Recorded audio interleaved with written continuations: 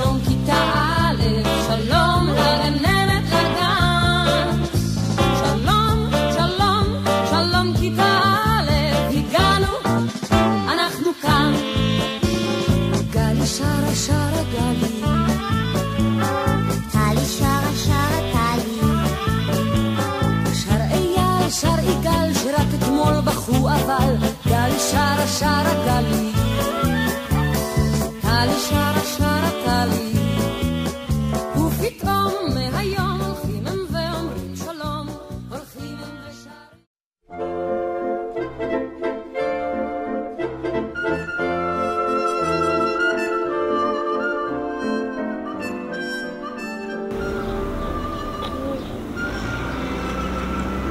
לא יודע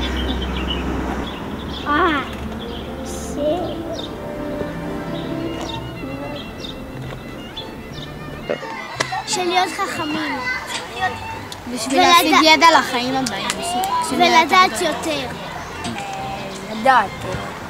לדעת להצליח בחיים. אני אוהבת ללמוד המון כדי שאני אהיה חכמה מתי שלי גדולה בשביל להשכיל, בשביל להיות חכמים, בשביל שתהיה לנו עבודה טובה, בשביל פרנסה כדי ללמוד. למה צריך? כי פשוט צריך לעבוד, צריך ללמוד. מה אתן לומדות? משטרה. להתקדם בחיים, ליצור מקום עבודה יותר טוב. בשביל לסגור את החודש. אמא שלי כבר קבעה לכל האחיות שלי את המקצועות. מה היא קבעה? איזה מקצועות? לי רופאת ילדים, לאחותי עורכת דין, אבל אבא שלי אומר שזה מקצוע לא כל כך טוב, של שקרים. כדי שכשנגדל ונתחיל לעבוד ונתחיל למצוא עיסוק לא נהיה מנקי ערובות. בשביל לשפר את העתיד שלך. מה זאת אומרת? להוציא תעודת בגרות, 12 שנות לימוד, להוציא תעודת מקצוע אצלנו בבית ספר. וזה יותר טוב, ככה זה פותח יותר אפשרויות לעבודה. בסופו של דבר כדי לצאת עם תעודה ותואר. נכון, לענות שאנחנו נהיה גדולים ומושבים. אני חושבת, התפיסה שלי, שהעולם מעוות, שלא היה צריך להיות בתי ספר גדול. היה צריך להיות כאילו שהעולם האידיאלי זה בעיניי כמו שהיה פעם, בעולם הקדום, שחיים בשבטים, והילדים נמצאים עם מבוגרים, גדלים איתם בתוך החיים. ולומדים המבוגרים בשבט את מה שצריך להלאים. אבל כאילו בעולם מהמהפכה התעשייתית, אני חושבת, אז היה צריך בייביסיטר לילדים כשההורים הלכו לעבודה מחוץ למשק של הבית, כמו שהיה עד אז. כי צריך לעשות עלינו בייביסיטר, וצריך למצוא לנו תעסוקה לשעות היום שתהיה רצינית ומקבעת. רצינית ומקבעת? כן, יש לזה משהו. זה כאילו בונים לך מסגרת שאתה צריך להיכנס, ללמוד וזהו. כדי להפוך להיות מבוגרים, נראה לי. זה כמו שהמדינה רוצה, זה חובה, כאילו, זה גם כדי, זה לעתיד, זה להשכלה שלי. אני חושבת שאני צריכה את זה. אם יגידו לנו שאלות, אז מה אנחנו נגיד? שלא אני רוצה ללמד? להכין אותנו אל החיים האמיתיים. בקיצור, מנסים להפוך אותנו לרובוטים. הם די מצליחים רוב האנשים, ואלה שהם לא מצליחים, אז עושים להם נו 12 שנה ושולחים אותם החוצה. שיהיה לנו תעודת בגרות תכלס, כי אי אפשר לקבל השכלה ולחיות יודעת שבתנועה יש בית ספר שהוא... אגב סיפרה לנו את זה היום. שמה? זה שיש לכם את הבית ספר שהקמתם.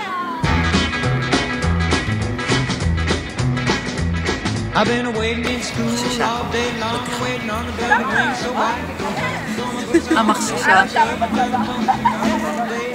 הקובייה לחלוטין. מה זה הקובייה? הקובייה זה המקום בויצו שבו כולם היו מתאספים לעשן. שהמורים די התעלמו מקיומה של הקובייה. התאנה זה מין כזה...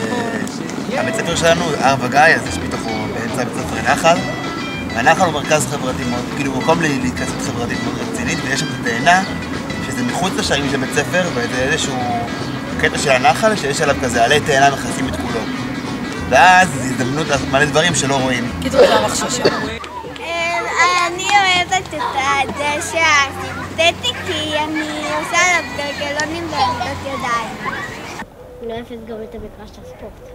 מצב הקורה הוא מגרש כדורגל פחות. מגרש כדורגל.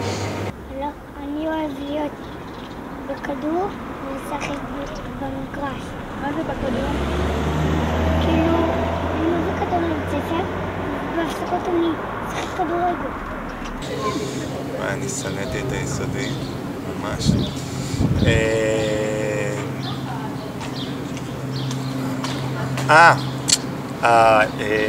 המשטח תפיסה הזה עם החול, שקופצים ובודקים עד כמה רחוק הגעת.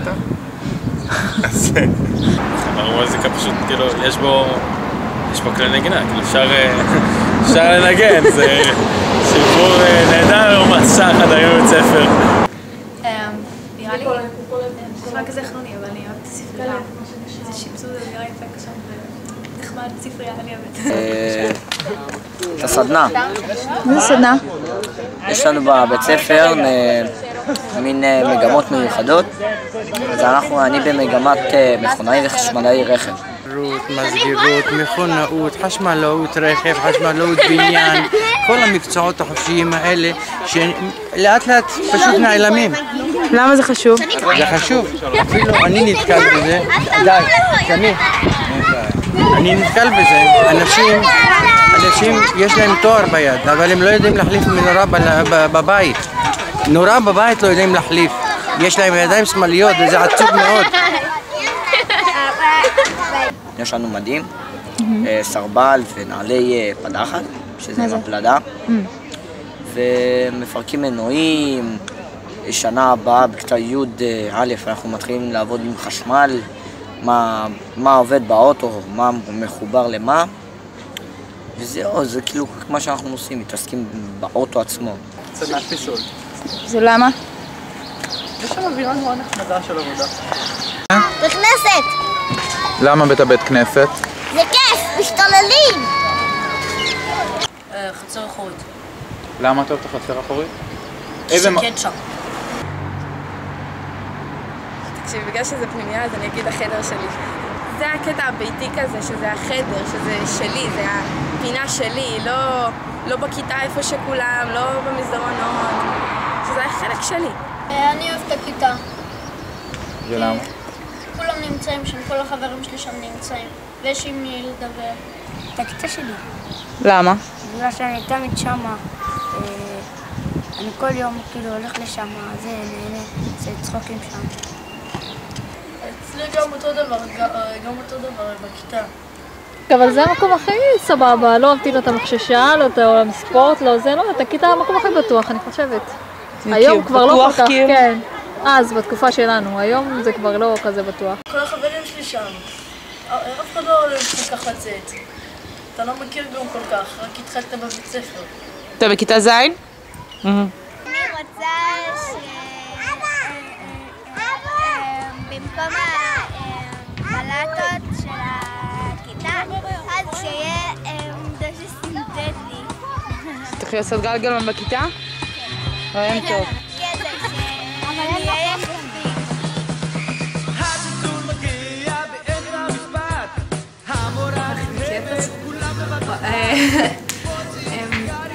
זה שעה קשה כי לפעמים פשוט אני מרגישה שלא כיף לי שם.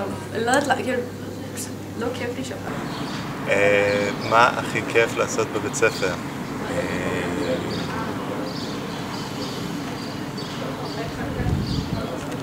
שאלה מעניינת. לצאת להפסקה.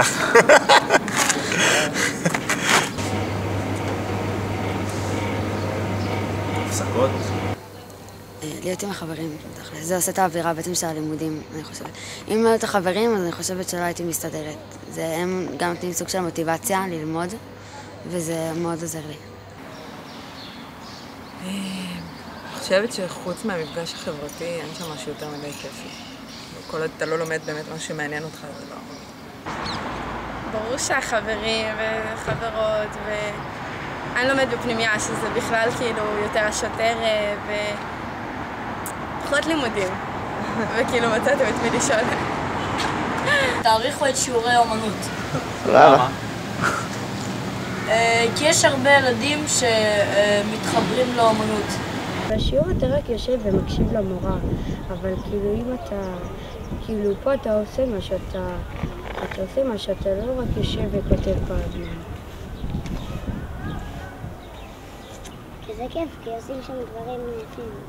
מה הכי יפה שעשינו? שאת הכי אוהבת? להכין כלב לפלסטלינה. מה להכין?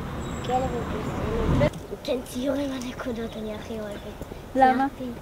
מה ציירת? ציירתי בית עם כל המשפחה, שאנחנו יושבים על השולחן ואוכלים. ספרות. למה? כי קודם כל התיאורים, את יכולה לבטא את עצמך, להתבטאות, איך שלא. זה לא משהו מקובע, את יכולה לקרוא סיפור ולהביא את נקודת המבט שלך. וזהו. גם ספרות, אז לפעמים בשיעור הזה אנחנו לפעמים פותחים דיונים מעניינים כאלה על... עשינו יחידה של מגדר, ועשינו איך שאנחנו עושים יחידה של התבגרות בראי הספרות. אני בכיתה וכיתות A ו' כבר אין להם שיעורי אומנות, ואני לא יודעת. לוח וגיר, מפה על הקיר, מחברת יומן וצלצולים. כל המורים מעצבנים. המורה אושרת, אוקיי? את אוהבת, לא מעצבנים. אוהבת אושרת. למה את אושרת? כי היא המורה שלי, אז איזה עוד מורים אני יכולה לאהוב? למה? איך קוראים לה? קרמי אביון. ולמה את חייבת אותה? בגלל שתמיד שקשה לי היא עוזרת לי לקחת אותי לחיבורים והיא תמיד מבינה אותי. עליי מירה, שהיא המחנכת. מה, למה את חייבת את מירה?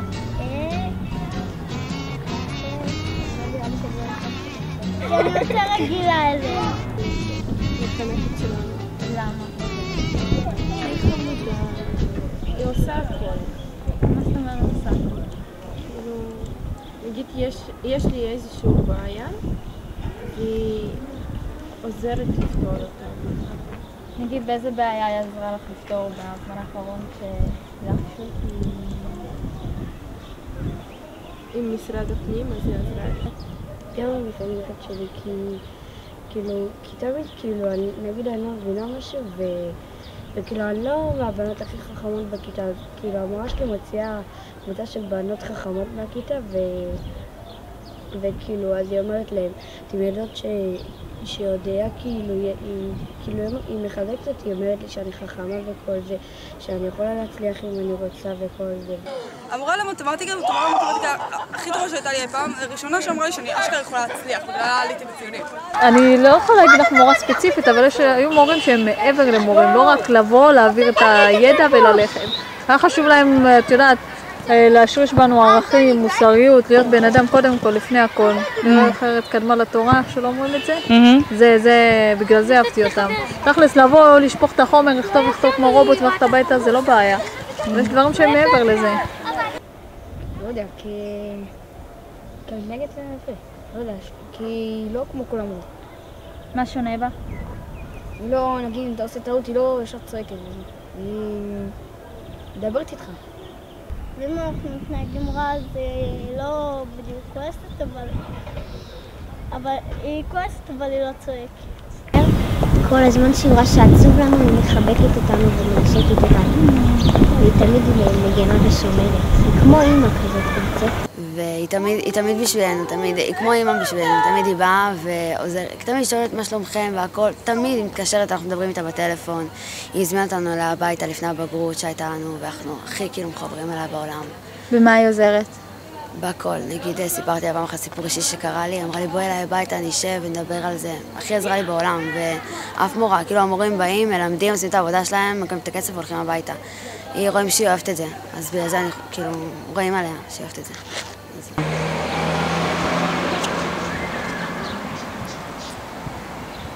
הרב. למה? בגלל שהוא מצחיק אותנו, לא, זה בקיצור, זה המורה לאומנות שלי. רון ונטורה, המורה שלי לספרות ולתיאטרון.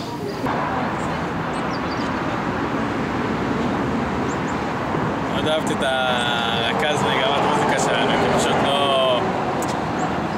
הוא הגדיר את זה, לא המורה מן המניין, כזה חלק מהמערכת, אבל אאוטסיידר לגמרי. היה עושה הרבה שטויות, לאו דווקא שם על המנהלת, על המערכת. לימד בצורה שונה קצת. נותן לנו חופש, כאילו ליצור, יש לו את המשפט שלו של כאילו עזבו חוקים, תעשו מה שבא לכם, זה אומנות. אני המורה שלי בתיאטרון, עכשיו אני למדתי גיאוגרפיה, עכשיו איך זה יכול לעבוד. אם במבר לא הסכימו ללמוד תיאטרון, אז אני הייתי בורחת לשיעורים המעשיים במשך חצי שנה. הייתי אומרת לה שאני פשוט... אני קיבלתי אישור ואני כאילו פשוט לומדת את המעשי. והיא באיזשהו שלב הבינה שאני כאילו בורחת בשיעורים. והיא לא דיברה איתי על זה, והיא החליקה את זה לגמרי, והיא התייחסה אליי כתלמידה. ורק בסוף השנה, כאילו, אמרתי לה, את יודעת שאני לא בשיעור הזה, כן, אני יודעת, דיברתי עם המורה שלך, כאילו הבנו שאת צריכה יותר להיות כאן מאשר בדברים אחרים. גם אמנות זה די יותר מפתח את החשיבה. למה? כי חשבון זה כאילו, זה סתם, זה 2 ועוד 2, 4, סבבה, זכרתי, אני יודע. זה חשבון, זה רק אומרים רק בשביל שלא יעבדו עליכם בקופה, ככה ממש. חשבון זה מקצוע לחיים והכל, אבל אומנות לפי דעתי יכולים דרך אומנות להעביר גם את חשבון וגם את שפה. וואלה, איך? נגיד אפשר, נגיד לכיתות א' לעשות ציורים, ילדים גדולים עושים להם ילדים נגיד בכיתות ו' עושים לילדים בכיתות א' ציורים של חשבון. נגיד כמו הספרונים האלה של הילדים הקטנים, נגיד למעלה כתוב 6 ואז יש שם 6 ציפורים או משהו. וואלה. זה אחלה רעיון. ממש אחלה רעיון.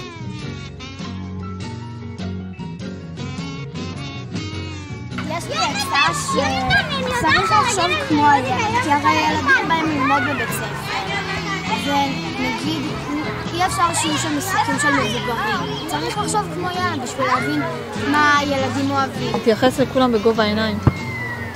זה דבר מאוד חשוב, כאילו אם את באה בקטע שאני יותר גדולה או יותר חכמה או בגלל שיש לי תפקיד אני יותר טובה ממכם, זה כבר פוסל אותך דבר ראשון. כך אני חושבת. לא לצעוק על התלמידים. להיות רגישים מדעים. כי תכלס מה שעושים בבית ספר, מא' עד ו' זה הרוב צריכים ללמד אותך על אחריות ועל השלכות.